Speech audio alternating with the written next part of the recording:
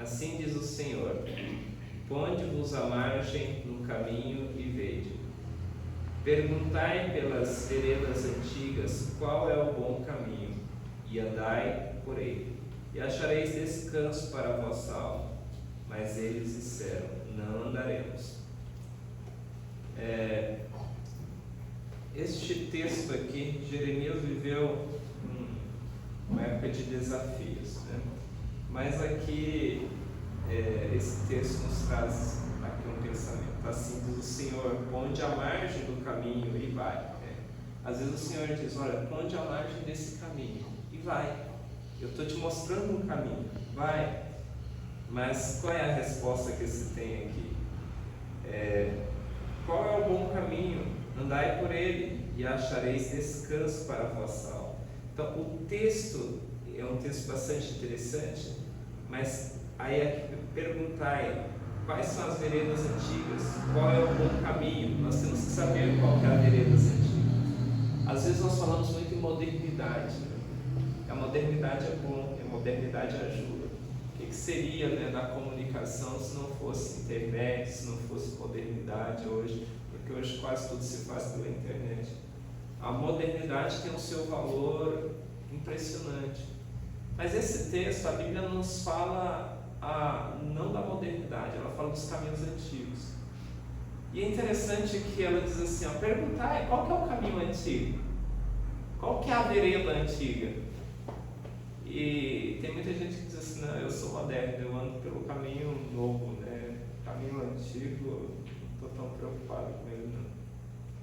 Mas a Bíblia é uma mistura de modernidade e antiguidade, de fundamentos e cobertura.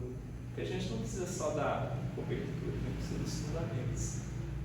E aí então a Bíblia está dizendo quais são esses fundamentos, quais são as veredas antigas, quais são as veredas que os nossos pais viveram e que talvez estão sendo esquecidas pela modernidade. Então é isso que o texto está dizendo. Isaías estava percebendo que as pessoas estavam fazendo escolhas, e essas escolhas que as pessoas estavam fazendo estavam colocando em esquecimento o caminho antigo. Aí diz assim, se vocês acharem o caminho antigo, a vereda antiga, a alma de vocês vai encontrar paz e vocês vão prosperar. Esse é o conselho de Jeremias, do Senhor, né? O Senhor que disse isso para Jeremias. Porque aqui diz assim, assim diz o Senhor. O texto começa dizendo assim, assim diz o Senhor. Essa palavra é do Senhor, o Senhor diz a Jeremias assim.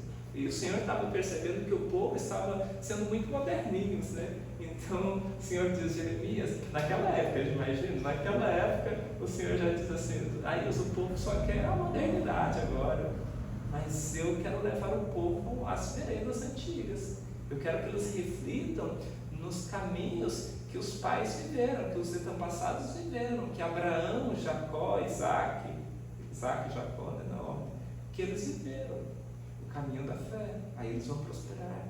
Não apenas o caminho de paz e amor, como alguns falam, não apenas o caminho da misericórdia, por mais importante que ela seja, mas há uma combinação na Bíblia. E é dessa combinação que eu quero falar um pouco com vocês. Na verdade, eu quero falar hoje de mudanças de paradigmas. Tem coisas que nós temos uma maneira de pensar. O que é um paradigma? Paradigma é uma forma de pensar, né? Um pressuposto de que a forma como nós estamos pensando, ela está muito certa e que é desse jeito mesmo. E o paradigma não é uma coisa errada. Paradigma pode ser uma coisa certa, que nós estamos fazendo da forma certa, mas que talvez não somos desafiados a algo maior. Acomodamos no paradigma. Eu quero falar de um paradigma muito importante hoje. No tempo em que nós estamos vivendo, nós precisamos de nos despertar, né, para um chamado maior.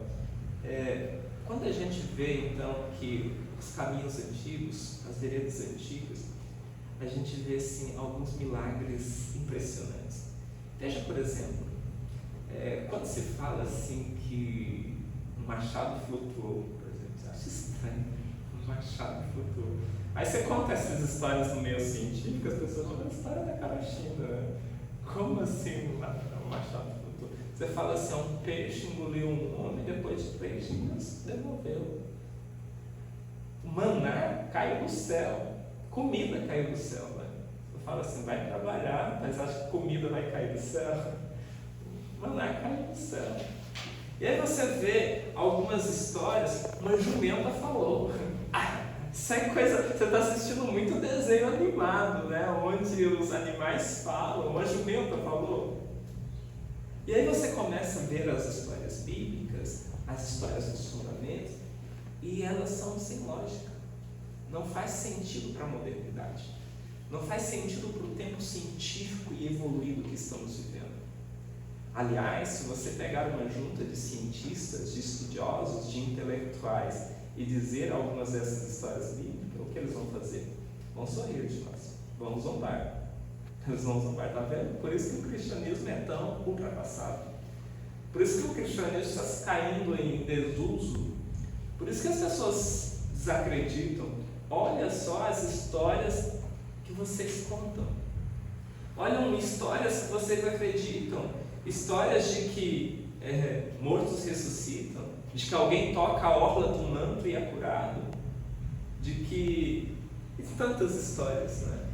Tantas histórias que um pássaro alimentou um homem. Como que o pássaro consegue alimentar um homem com pão de carne? E tantas histórias que a Bíblia vai contar, né? E diante de todas essas histórias, às vezes vem a incredulidade. Então, para nós assim adaptarmos à modernidade, o que o ser humano faz? Eles deixam as histórias de milagres um pouco para lá e vão contar a história mais assim racional, que os homens mais vão acreditar, que tem mais a ver com a ciência, que tem mais a ver com o que o povo acredita. E muitos vão fazer assim, né? Não, vou me adaptar, vou fazer como Paulo, fiz de tudo para com todos a fim de ganhar alguns. E às vezes nós esquecemos que essa adaptação talvez não tanto assim. E aí vai Jeremias e diz, voltai às veredas antigas, busque vivenciar os milagres, não apenas satisfazer o tempo incrédulo que nós estamos vivendo, um tempo da ciência que não acredita mais nos milagres, porque ser cristão não é ser científico. Não é apenas esperar que as coisas sejam confirmadas e comprovadas. Já pensou você falar que andou sobre as águas? Isso contraria as leis da física, da natureza, né? Mas quando alguém conta isso, isso é impossível. Mas é isso que a Bíblia diz mesmo, que é impossível para os homens, é possível para Deus. A proposta de fé da Bíblia, a proposta de Deus, é uma proposta do impossível. Deus quer que os cristãos de hoje vivam numa esfera do impossível, não apenas na esfera do possível. Porque se fosse assim, Deus não teria chamado um povo para ser diferente. Deus teria usado os intelectuais. Se fosse assim, no ministério de Jesus, Deus teria chamado quem? Os intelectuais. Deus teria chamado os mestres da lei. E Ele não chamou nenhum desses. Ele chamou homens simples que estavam dispostos a quebrar os paradigmas, a viver de uma forma diferente, a viver o reino de Deus. E esse é o desafio que eu quero fazer para vocês hoje. Veja, e aí nós fazemos uma pergunta: por que no tempo bíblico tantas respostas às orações existiam? Tantos milagres aconteciam? E parece que quando alguém orava, a resposta era sim. E praticamente você ouvia um não nas orações dos profetas, dos patriarcas, dos antigos. E por que hoje parece ser invertido? Quando uma oração é atendida, a gente conta um testemunho por uma semana consecutiva. Olha, Deus respondeu, milagre aconteceu, eu orei e a minha oração foi respondida. E a gente fica assim, como entusiasmado, porque uma oração foi respondida, como se fosse a coisa mais anormal do universo. Enquanto nas veredas antigas, não. Se uma oração não fosse respondida, isso era uma coisa totalmente diferente. E esse é o desafio que nós devemos pensar. Por quê? Não está Deus disposto a responder nossas orações? Não está Deus disposto a derramar bênçãos e dar milagres para o seu povo hoje, tanto quanto nas veredas das antigas. Os tempos são diferentes. O Deus é diferente. Por acaso Deus mudou? Não, acredito que Deus não mudou. Até porque a Bíblia diz lá em Malaquias 3 que Deus não muda. Eu sou Deus que não muda. Então, se Deus não muda, Ele não pode ter mudado a sua forma. Deus não mudou a sua maneira de tratar o seu povo e a sua igreja. Não há variações de mudanças em Deus. Os tempos, com certeza, os tempos mudaram. Mas Deus não. Mas o poder não vem do tempo. O poder vem de Deus. Então veja, queridos, essas reflexões que nós precisamos então entender. Às vezes nós estamos editando uma Bíblia para a contemporaneidade. O que é editar uma Bíblia? Pegamos aquelas partes que achamos assim, isso aqui as pessoas vão acreditar. Aí começamos a editar. Não, isso aqui é muito fantasioso, né? Essa história aqui é muito assim, muitos milagres, né? Isso aqui hoje isso aqui não vai convencer muita gente, não. Quero histórias assim mais racionais. E aí nós acabamos editando a Bíblia. Mas eu quero ler um outro texto para você. Abra sua Bíblia em 1 João 5, 14 e 15. 5, 14 e 15. 1 João 5, 14 e 15.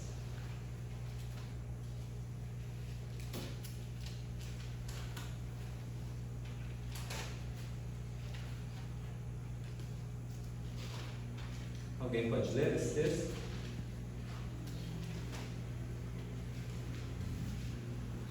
E esta é a confiança que temos para com Ele, que se pedirmos alguma coisa segundo a sua vontade, Ele nos ouve.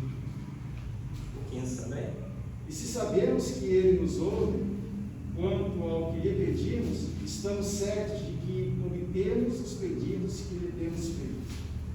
O que é que diz esse texto? Se pedirmos alguma coisa de acordo com a sua vontade, Ele nos ouve. Aí você fala, Ele nos ouve, mas o versículo 15 diz o quê? Não só nos ouve, como também Ele vai nos dar. Ele nos ouve e Ele vai nos atender. Você entendeu esse texto que a Bíblia está dizendo? Se pedirmos qualquer coisa, sabendo que é a vontade de Deus, Ele nos ouve e Ele vai nos conceder. Se pedirmos qualquer coisa, sendo a vontade de Deus, Ele vai conceder. Queridos, é promessa de Deus. A Bíblia está dizendo. Pode a Bíblia estar mentindo? Pode a Bíblia estar errando? Não pode. Então esse texto parece assim, mas espera aí, se a Bíblia está dizendo isso, então por que não acontece? Então, esse é um paradigma, primeiro, de que as pessoas elas oram nem sempre de acordo com a vontade de Deus. Muitas vezes as pessoas oram apenas para satisfazer desejos egoístas, sonhos pessoais. A maioria das orações das pessoas tem a ver com elas mesmas. Senhor, eu isso, eu aquilo, me muda nisso. Claro, isso é importante. Isso é importante. E Deus também quer nos mudar. Faz parte da vontade de Deus também nos mudar. No entanto, Deus quer nos usar para a glória dele. Deus quer nos usar para avançar o reino eterno, para a salvação de pessoas. Então pensa o seguinte: quando você faz uma oração com o propósito de salvar pessoas, com o propósito de avançar o reino de Deus, com o propósito de que pessoas se converterão, você acha que Deus não vai te atender nessa oração?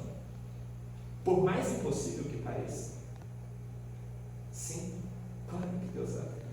Aí você diz, não, pastor, mas imagina avançar o reino de Deus em época, por exemplo, de pandemia, onde eu não tenho nem como encontrar a pessoa, como eu vou fazer isso? Deus está dizendo assim, por qualquer coisa que você me pedir, com propósito de salvação, eu vou atender. Não importa se é impossível, não importa se existem barreiras, não importa se o mundo todo está dizendo que não.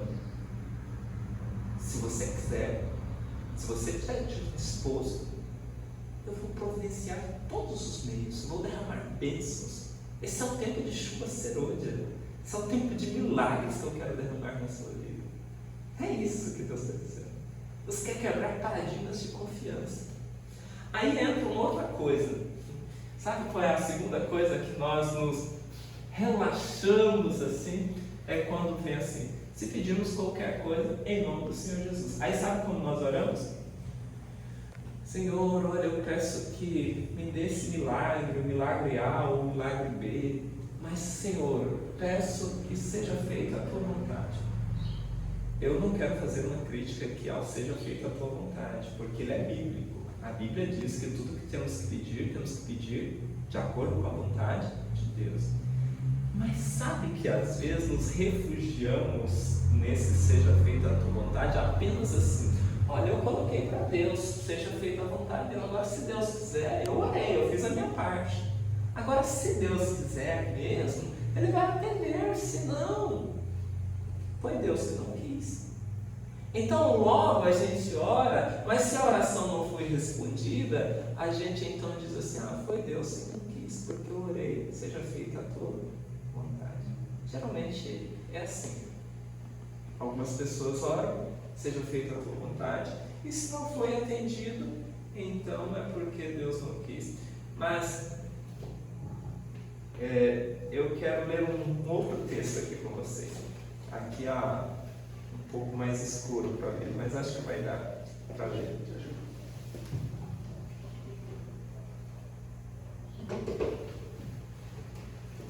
Olha só esse texto aqui que eu quero ler para vocês. Ele está em Mensagem aos Jovens, na página 252. Diz assim: devemos pedir as coisas que Ele prometeu, e tudo que recebermos deve ser usado para fazer a sua vontade. Satisfeitas as condições, a promessa de resposta à oração é certa. Então veja o que ele está dizendo em Mensagens aos Jovens. Quando nós satisfazemos esta condição, que estamos pedindo uma coisa que sabemos que é a vontade de Deus, ela diz: a resposta é certa. Não tem. Se é a vontade de Deus, se Deus prometeu bênçãos, então a resposta é certa. Não tem como ser diferente. Satisfazendo a vontade de Deus. Mas qual é o problema disso? Uma outra parte que eu gostaria de compartilhar com vocês é que na Bíblia, por exemplo, a gente, quando começamos a ler a Bíblia, a gente começa a ver alguns padrões bíblicos. Quais são alguns padrões da Bíblia? Por exemplo, em diversas porções da Bíblia a gente encontra uma porção que Deus é amor. Deus é amor, isso é um padrão bíblico. Um padrão bíblico que Deus quer salvar as pessoas. Isso é um padrão bíblico em todos os textos. Eu vim buscar e salvar o perdido. O propósito de Deus é salvação. Isso é um padrão bíblico, né? Padrão bíblico que Deus é amor, padrão bíblico que Deus quer buscar e salvar as pessoas, um padrão bíblico que Ele veio fundar um reino, e esse reino é um reino espiritual. Então, queridos, orações que jamais vão falhar, orações que satisfaçam principalmente esses padrões universais, de amor para com as pessoas, de salvação para com as pessoas, e que fundam o reino de Deus, que ela tem um propósito de alcançar o reino de Deus. Quando orações são desses tipos, milagres inumeráveis vão acontecer.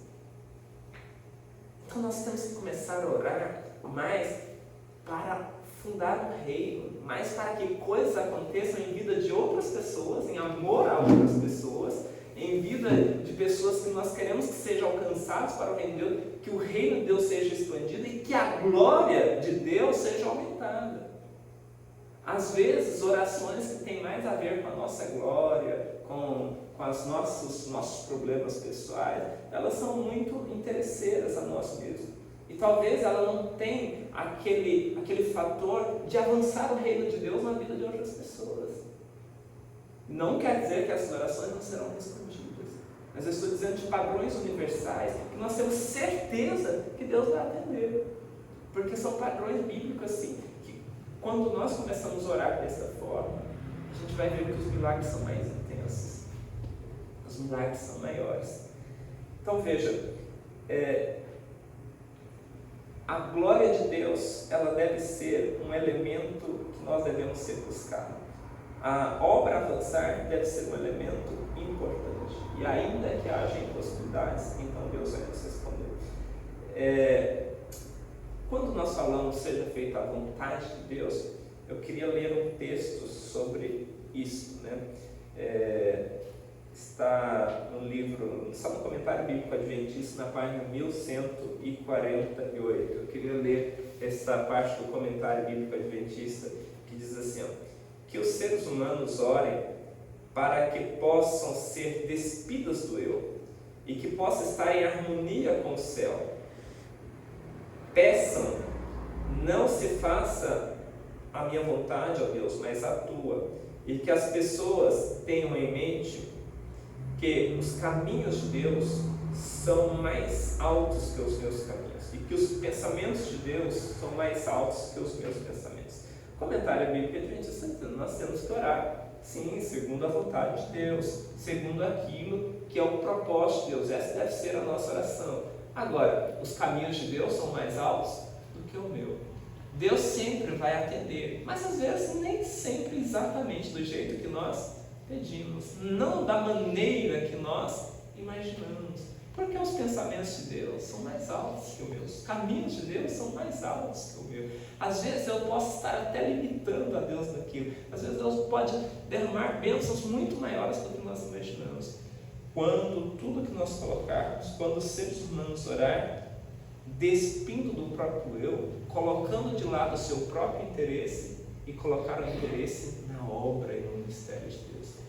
É o que o comentário bíblico está dizendo. Quando a gente despir de orações só para o eu, só para mim, só para me abençoe, me fortaleça, essas orações que ela é importante, mas ela tem o seu lugar, mas às vezes a nossa oração ela é tão eu, que ela se torna egocêntrica. Ela é tão me abençoe, me isso, me aquilo, que a gente esquece que o nosso propósito na Terra é um propósito muito maior, que é um propósito salvífico, de abençoar também pessoas, de levar pessoas à salvação, de resplandecer a glória de Deus na vida das outras pessoas. E talvez Deus está esperando nessa oração para dar aquela resposta grandiosa que nós estamos esperando. Talvez seja esse momento de despir do próprio eu. Despir o próprio eu talvez a pessoa pense assim: não, eu não sou egoísta, eu oro todos os dias. Mas despir do próprio eu tem a ver até com orações egoístas, orações para nós mesmos. Talvez a gente pode ser tão cristão, tão missionário, tão evangélico, que oramos, mas às vezes o teor da nossa oração está focado só em nós. E isso também é despir do próprio eu. E é isso que o comentário bíblico adventista está dizendo. Nós precisamos focar, despir o próprio eu, para que então as nossas orações sejam poderosas e Deus possa derramar grandes bênçãos. Veja, o fator também de sempre terminar uma oração dizendo assim: Senhor, que seja feita a tua vontade, ele pode se tornar um chavão. Um chavão. Sabe aquele chavão quando a gente acostumou com uma coisa e a gente fala sem perceber o que nós estamos dizendo? Um chavão que se tornou tão automático que a gente ora e no final diz: Senhor, que seja feita a tua vontade. Mas às vezes a gente nem colocou a nossa vontade naquilo, a gente orou por descarga de consciência. Alguém chega, ontem por exemplo, me ligou uma pessoa e disse: pastor, ore por uma amiga minha, ela foi alvo de macumba, e aí eu quero que você ore para que Deus tire essa maldição na vida dela. Como a gente está transmitindo pelo Facebook, então várias pessoas do Facebook estão entrando em contato comigo, que não são da igreja, as pessoas da comunidade, então elas assistem os vídeos e entram em contato. Era uma dessas pessoas. E aí eu orei naquele momento, mas aí me veio à mente nesse pensamento: a gente está colocando a nossa vontade também, né? A gente está colocando o nosso interesse, aquele interesse veemente, e quando a gente clamar e colocar nas mãos de Deus, a gente está dizendo: Senhor, eu quero que isso aconteça, é meu interesse também, mas eu quero que o Senhor complementa com a tua vontade. A oração não pode ser simplesmente um chavão. Lembra, por exemplo, de Josué? O texto de Josué, capítulo 10, versículo 12. Ali tem uma história interessante no capítulo 10 de Josué. Josué está numa batalha. Josué, ele tinha passado o tempo em oração. E ele orou a Deus, e Deus disse assim: olha, você vai para a batalha e eu vou te dar a vitória. Deus já tinha falado antes da batalha, Deus já tinha falado para Josué que a vitória era certa. Deus já tinha dito para ele. Em oração anterior, Deus já tinha respondido a oração de Josué. E nessa resposta à oração, ele diz assim, a vitória é certa. Então, quando ele está no meio da batalha, e ele está vendo que a noite está chegando, que o sol está se pondo, que a lua logo vai chegar, ele diz, então essa vitória não é certa. Como que Deus diz que a vitória é certa, e agora a noite está chegando, e se a noite chegar, nós não vamos vencer mais nada? Então ele diz assim, olha, se Deus diz que a vitória é certa, eu vou falar agora para o sol se parar. É claro que aqui é uma força de expressão, né? Porque o sol não se movimenta, né? A terra que gira em torno do sol. Né? Alguns até questionam, seria a Bíblia, aqui é a forma de conhecimento que as pessoas tinham ali, né? O tempo ali para naquele momento, o espaço para naquele momento. Então,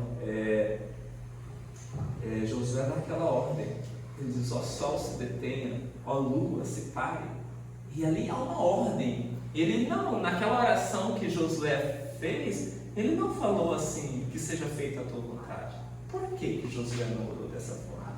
Não seria uma oração mais cristocêntrica, não seria uma oração mais fervorosa, se naquele momento ele falasse, Senhor, seja feita a tua vontade, não a minha? Mas ele não orou dessa forma. Por que ele não orou dessa forma? Porque ele já sabia qual era a vontade de Deus. Ora, por que eu ser redundante numa coisa que eu tenho certeza que Deus quer, uma coisa que eu tenho certeza que Deus já prometeu, que Deus já tinha falado para mim a vitória é certa? Então diz, se a vitória é certa, se Deus já disse, então eu só tenho que agora, como diz os pentecostais, tome posse da bênção. Tome posse da bênção. Eu digo, então eu vou tomar posse dessa bênção. É a promessa de Deus. Deus já disse que vai estar comigo. Deus já disse que a vitória é minha.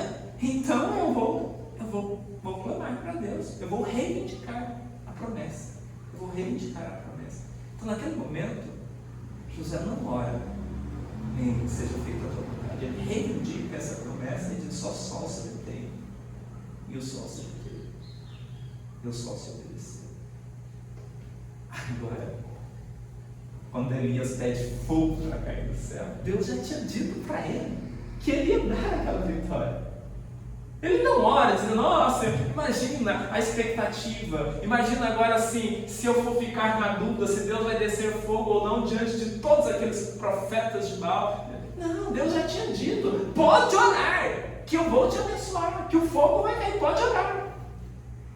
Sabe, a oração de poder, ela tem a ver com o antes, com o tempo que passamos, não é a expectativa do depois. O paradigma errado da nossa oração é que nós não oramos antes e ficamos na expectativa do depois. Será que Deus ouviu? Será que Deus respondeu? Será que Deus vai curar? Será que o milagre vai acontecer? Mas não é isso as veredas antigas, não é isso que os profetas faziam. Os homens de Deus, quando oravam, eles passavam tanto tempo com Deus, buscando aquela resposta, que Deus afirmava assim, pode orar. Aí quando eles iam orar em público, eles só diziam, Senhor, faça isso. Porque ele já tinha certeza que Deus ia fazer. Cure essa pessoa. Fogo cai do céu. Sol se detenha. Não tinha nada em nome de Jesus. Não tem nada a ser, em nome de Jesus, não tinha nada seja feito a tua vontade. Porque a vontade já tinha sido dada. A vontade já tinha sido oferecida. A certeza já estava com eles. Então eles não tinham dúvida. Algumas vezes nós colocamos dúvida em nossa oração e nos refugiamos em dizer assim, se Deus quiser fazer, Ele vai fazer. Mas sabe, queridos, nós vivemos em um tempo de uma promessa, de uma grande promessa, de uma promessa que Deus tem muito interesse em responder. Qual é a promessa que Deus está assim, muito, muito, muito interessado em responder? A promessa do Espírito Santo. Deus está muito interessado em derramar sobre a nação o Espírito Santo. Isso assim, é um interesse grandioso de Deus. E se a gente for ver na Bíblia, há centenas de textos falando dessa promessa. há centenas de textos dizendo que Deus está mais interessado que nós buscando de derramar sobre nós o Espírito Santo do que nós estamos em buscar. É interesse de Deus. Esse é o maior interesse de Deus. E quando nós estivermos passando esse tempo em oração, buscando esse tempo com Deus, quando nós estivermos clamando para abençoar vidas, clamando para que outras pessoas estejam ali recebendo milagres, então nós vamos ver que as nossas orações elas serão respondidas de forma grandiosa. Porque é um poder do Espírito Santo, ele tem esse propósito, a conclusão do Evangelho e de avançar o reino de Deus. E esse é o chamado que Deus tem para nós hoje. Esse é o chamado que Deus está fazendo para a sua igreja. Olha só, eu quero compartilhar aqui no livro Patriarcas e Profetas, na página 500, quando fala da história de Josué, diz assim, ó: fez Josué tudo o que a energia humana podia fazer, e então pela fé clamou pedindo auxílio divino. O que ele fez antes de orar? Tudo! Ele fez tudo o que a energia humana poderia fazer. Ele orou antes, ele pediu a aprovação de Deus para ir para a batalha, ele convocou o exército, ele foi para a batalha, ele estava colocando toda a sua energia, ele estava colocando toda a sua possibilidade. Quando a gente faz tudo o que é possível ao humano e só depende do divino, você acha que Deus não vai realizar o milagre? Então veja, a serva do Senhor, no livro Patriarcas e Profetas, na página 500, ela vai dizer: fez Josué tudo que a energia humana podia fazer, e então pela fé clamou pedindo auxílio divino. Esse é o segredo do êxito. Está na união do poder divino com o esforço humano. O homem que ordenou sol se detenha em Gibeão e lua no vale de Aijalon é o mesmo que durante horas estava prostrado em terra em oração no acampamento de Gigal. E as pessoas de oração, elas receberão o poder. O homem que clamou era o mesmo que estava horas antes orando para ter a confirmação de que era a vontade de Deus. Então, quando ele orou com certeza. Quando ele orou com convicção. Quando ele pede sol se detenha, ele orou com toda a convicção. Ele não diz: ó Senhor, vou ficar na dúvida esperando. Eu já sei que é a vontade de Deus. Quando Elias ora, cai fogo do céu, ele já tinha certeza. Quando os profetas curavam as pessoas e impunham e diz assim: vida retorna a esse corpo, eles oraram com convicção. Eles já oraram com a certeza de Deus. Milagres que às vezes nós achamos ser impossíveis, mas as veredas antigas, os homens de Deus, os profetas do passado, experimentaram esses milagres, essas bênçãos, porque eles confiaram plenamente. Sabe que às vezes dá até um frio na barriga a gente dizer, né? Chegar no leito do hospital, imagina assim, você é convocado, alguém diz assim: olha, vem aqui, vem orar por uma pessoa, eu quero que você ore neste momento e pede para Deus curar. Você viu? Não, eu não tenho dom da cura. Não, mas ora. Mas eu quero que você ore pedindo que cura. Mas não posso orar desse jeito. Porque se eu orar desse jeito pedindo, pessoa fala o nome da pessoa assim, ó, fulano, levanta-te. Imagina como Jesus orava, né? Menina, levanta-te. E se a gente orar desse jeito, não é essa pretensão que Deus quer que nós tenhamos. A pretensão que o poder está em nós. Não é isso. Não é essa pretensão que agora nós podemos chegar e declarar e as coisas vão acontecer. Não. Na oração particular, Deus vai dizer: vai. Na oração particular, Deus diz assim: olha, eu te aprovo, vai lá. E ela vai ser curada. E aí nós podemos ir. E quando orarmos, nós podemos falar com convicção. E Deus vai dizer. Mas Deus vai dizer porque Ele já disse antes. Sabe que a Ellen White, ela vai dizer assim: a pessoa que faz longas orações em público é porque fez pouca oração particular. Sabe aquelas pessoas que passam tempo orando, usam palavras assim bonitas, querendo impressionar na oração pública? Aquela não é particular. Então quer descontar tudo no público. a oração pública é só para expressar o poder de Deus naquilo que já recebemos em particular. É para isso que serve a oração pública. Não é para fazer toda uma oração como se nós não tivéssemos um relacionamento particular. Então aquela oração pública é uma declaração do que nós já recebemos na nossa oração particular. Ela jamais vai substituir a oração particular. Jamais. Então a oração ela é só uma declaração do que Deus já nos respondeu. Mas a nossa oração diária com Deus, nós devemos dizer: Senhor, faça a tua vontade. Devemos colocar: Senhor, cumpra isso. Insistentemente, diz a Bíblia, insistentemente. Até que Deus vai dizer: vai e faça. Aí quando nós vamos orar em público, nós vamos dizer: olha, que se cumpra isso. Pronto, Deus já falou, já é a vontade de Deus. Eu não preciso repetir se for a tua vontade, porque Deus já me falou, Deus já confirmou. Por isso que as pessoas oravam dessa forma. Por isso que eles oravam confiantes dessa forma. Porque eles passaram muito tempo buscando essa resposta e Deus confirmou essa resposta.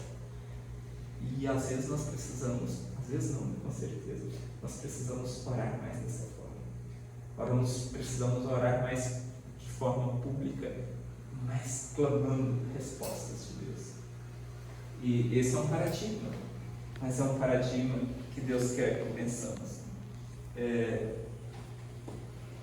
Ainda um outro texto que eu gostaria de compartilhar com vocês.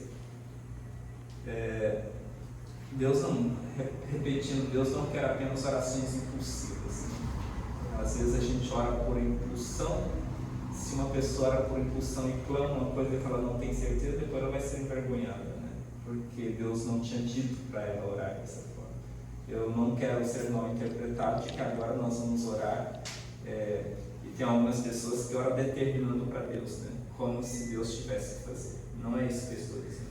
Nossas orações não é para determinar como se Deus dependesse de nós. Nossas orações, elas devem ser desta forma quando Deus já respondeu para nós, quando Deus já disse no particular. Não são orações impossíveis. Olha só o que diz mais esse texto da serva do Senhor. O homem que estiver trabalhando segundo o plano de Deus, orará assim: que se conheça nesse dia, por meio do meu trabalho, pela humanidade sofredora que há Deus em Israel, e que eu sou o teu servo, e que veja que eu estava trabalhando não segundo os meus próprios impulsos e sabedoria, mas de acordo com a tua palavra. E quando o homem assume esta atitude e sente que está executando o plano de Deus, e que o seu intermédio Deus estará executando o seu plano, esses homens estão na posse do poder de Deus, a qual não conhece derrota. Todo o poder do adversário não vale mais do que palha na ilha. Todo o poder do adversário não vai valer nada. E se a serva do Senhor se pergunta, ele não diz assim: o homem que ora em particular, como é que ele vai orar? Que se conheça nesse dia, ó Deus, que há servo de Israel, que há homem de Deus em Anastácio, que há pessoas fervorosas. Portanto, Senhor, eu oro nesse momento para que se conheça o teu poder, que tal pessoa receba o teu milagre. Já pensou orar dessa forma? Ela está dizendo isso. Ela está dizendo que o homem de Deus, que passa tempo em oração, que busca a resposta de Deus, ele vai orar dizendo que se conheça nesse dia, que há homem de Deus, que há homens de poder nesta época, que há homens e mulheres que estão buscando o Espírito Santo, e que agora, Senhor, para que se conheça o teu poder e que para a sua glória seja revelada, que esse milagre aconteça. É uma quebra de paradigma, não é? Quebra de paradigma. Mas é uma quebra de paradigma que o povo de Deus tem que buscar, que o povo de Deus tem que ter essa disposição, e esse é o chamado de Deus para nós hoje. Há um escritor chamado A.M. Bones. Ele escreveu vários livros, e A.M. Bones dá muitos testemunhos da vida de oração que ele levava. Bones se levantava das 4 horas e ia até as 7 horas de oração, até as 7 horas, todos os dias orando. Ele orava 3 horas por dia. Ele disse que esses eram os momentos assim maravilhosos na vida dele. eram horas de oração buscando o poder. Então ele escreveu diversos livros sobre oração. Mas eu quero compartilhar só uma frase deste homem de oração. E ele disse assim: passei muito tempo com Deus, e o segredo de toda oração bem-sucedida, a oração sentida como uma força poderosa, é produto indireto e imediato do tempo longo gasto com Deus. Nessas orações curtas, devam seu valor à sua eficácia aos longos que antecederam. A oração curta, para prevalecer, não pode ser feita por aquele que não prevalece com Deus em uma batalha poderosa e de grande continuidade. A vitória da fé que Jacó obteve não teria sido conquistada sem a luta da longa noite inteira em oração. Aí ele diz: Jacó só obteve a vitória porque ele passou uma noite com Deus. E aí, quando no clarear do dia, ele teve o milagre, depois de uma noite de oração. Mas essa vitória jamais teria sido conseguida sem passar a noite de oração. O conhecimento de Deus não acontece por meio de chamados ocasionais, de chamados inesperados. Alguém liga para você e diz assim: olha, vem aqui, isso acontece muito com o pastor, viu? Vem aqui urgente, tem aqui uma pessoa possessa, vem aqui fazer uma oração. Imagina só, imagina. Você é chamado para um lugar e agora você tem que orar, e olha aqui, a pessoa está possessa, ora e tira o espírito imundo dessa pessoa. Quantas vezes Jesus teve que fazer isso? Agora imagina o chamado inesperado desse. Então ele vai dizer assim: a oração não é para chamados inesperados. E aí você ora e queira que aconteça. Isso tem a ver com consagração. Isso tem a ver com o coração cheio do Espírito. E quando o homem de Deus, cheio do Espírito, vai, então o poder do adversário será palha, será vento. Mas se não for homem de Deus, Satanás vai humilhar essa pessoa. Por isso que é um chamado, queridos, urgente. O chamado de Deus para o nosso tempo é um tempo de urgência. Deus não derrama seus dons sobre aqueles que vêm e vão de maneira casual ou apressada diante dele. Sabe aquelas orações assim só: Senhor, olha eu aqui de novo, me abençoe nesse dia, olha Senhor, me dê forças para continuar. Essas orações apressadas, pessoas que vão e vêm, eles não terão um grande poder, não experimentarão os grandes milagres. E ainda diz mais: muito tempo a sós com o Senhor é o segredo para conhecê-lo e para ter influência junto a Ele. Deus cede diante da persistência de uma fé que o conhece.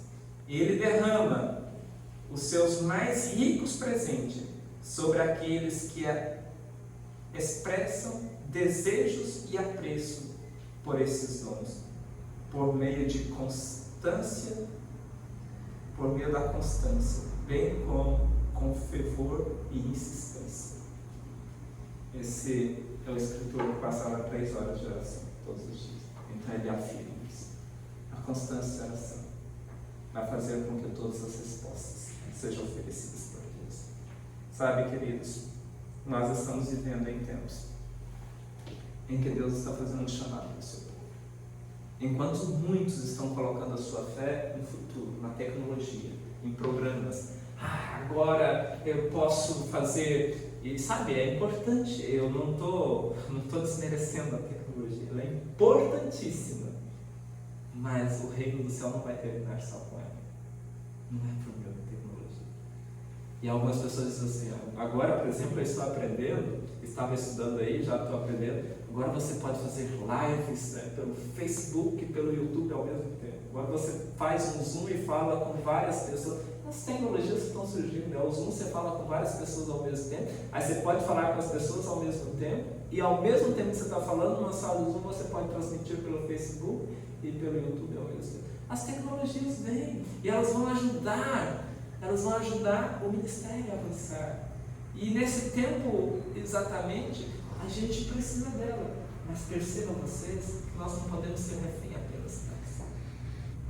Elas vão nos ajudar, mas o maior poder é Deus que quer conceder mediante os seus. O maior poder é através da comunhão com Deus. Então, nós não podemos colocar a nossa confiança apenas em programas. A gente diz, vamos reavivar. E quando fala em reavivar, muitas pessoas já pensam, vamos fazer um programa animado para os jovens, vamos colocar músicas de última geração, vamos fazer aqui o Huawei. E a gente já pensa logo em reavivamento, a gente já pensa em eventos, a gente fala em métodos, a gente pensa assim, vamos bolar o melhor método possível, vamos fazer a maior mobilização. A gente pensa nessas coisas. Enquanto que Deus está dizendo o reavivamento, que tem a ver com um grande tempo em oração, é uma entrega total e incondicional. Então o reavivamento vai acontecer na igreja. E esse é o chamado de Deus para nós. E se tem um tempo, queridos, em que Deus clama para o reavivamento, esse tempo é hoje, esse tempo é agora. Portanto, o meu convite para você é que você gaste tempo com Deus, gaste tempo na sua presença. Esse tem um tempo em que a gente não pode reclamar, não tenho tempo. Né? Deus está dando esse tempo. Né? Deus parou o mundo para você ter tempo para Ele. Deus parou o mundo para poder dizer, filho, não reclame que você não tem tempo. Eu estou te dando mais tempo para estar na minha presença. Porque esse é o momento em que o mundo e as pessoas precisam de tempo em oração, tempo para reavivamento, tempo para encher do Espírito. Porque está chegando o grande dia. Logo, muito logo, o Senhor Jesus virá nas nuvens do céu, com poder e grande glória. Então olharemos para o céu e veremos do tamanho de uma mão. A glória vai se refugiar. Milhares e milhares de anjos virão. E esse será um dia glorioso. O dia que nós sonhamos, o dia que nós tanto almejamos. E nós vamos olhar e podemos expressar duas frases. Ou vamos dizer, esse é o nosso Deus a quem aguardamos. E nele confiamos, nele colocamos nossa fé. Enquanto muitos vão dizer, caia sobre meus pés, porque eles não suportarão a glória de Deus. Mas aqueles que aprenderem a viver essa glória diariamente, a glória será um espetáculo. A glória será um momento mais feliz. Um momento em que nós emocionaremos e nos exultaremos, porque o Rei do Universo, o grande Senhor, vai vir nas nuvens do céu para colocar fim a este sofrimento e a dor e a angústia. Portanto, vivamos cada dia nessa expectativa, vivamos cada dia nessa esperança de que o Senhor está vindo, de que em breve virá. Portanto, eu quero terminar cantando com vocês o hino O Rei Vem Vindo. O hino 71. O Rei vem vindo.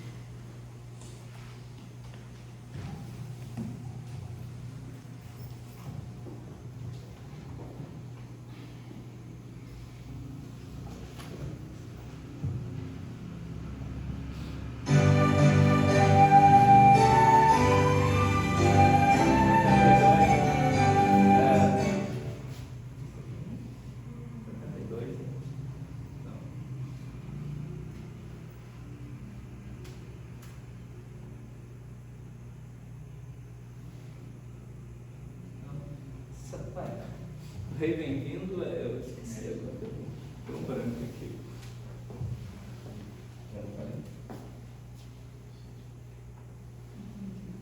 Não, o Rei vem vindo é 71. Não sei.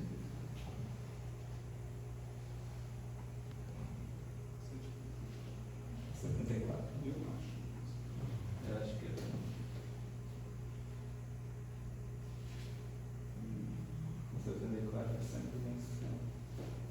Gente,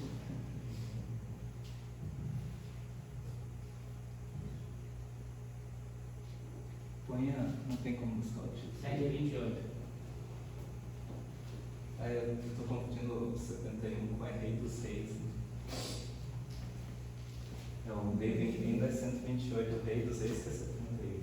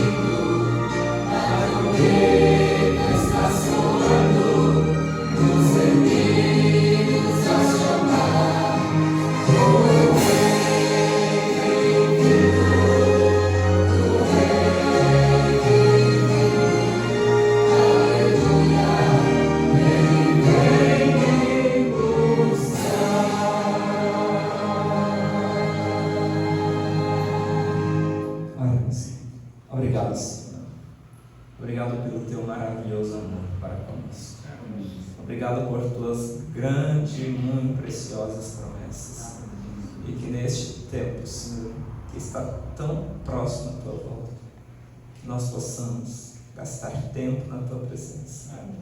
Esquecer das coisas que são passageiras e nos concentrar, Senhor, no maior dom que o Senhor nos deu, o dom do Espírito. E que possamos buscar intensamente, para que possamos glorificar o teu nome, abreviar o teu reino, proclamar, Senhor, o teu amor às pessoas ao nosso redor, com o resplendor da tua glória. Nós entregamos em tuas mãos, pedimos que nos dê um sábado abençoado na tua presença, que continue conosco, que derrame bênçãos sobre nós, para que possamos ser um povo que vive cada dia a tua glória e a tua presença, em nome do Senhor Jesus. Amém. Deus abençoe a todos. Tenham um sábado feliz. Amém.